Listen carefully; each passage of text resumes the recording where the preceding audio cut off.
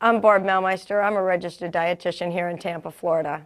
Many of my clients ask me, do you have any healthy tips for eating during the Thanksgiving meal or any holiday for that matter? Well, one of the first things you want to do is make sure that you get your exercise in, any exercise in the morning, whether it be biking or walking, on the treadmill or at home. You want to drink plenty of fluid.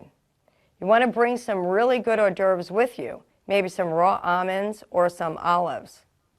You also want to steer clear of any casseroles made with cream soups, as they are very fatty and they contain a lot of saturated fat and hydrogenated oils. Instead of going for the green bean casserole, make green beans with sliced almonds on them.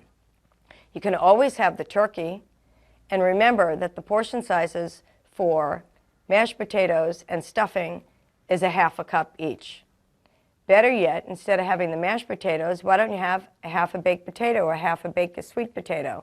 Remember, you want to make room for that sliver of dessert and not the pie. For further tips on how to diet healthy during the holidays and Thanksgiving dinner, please visit my website at naturalchoicenutrition.com.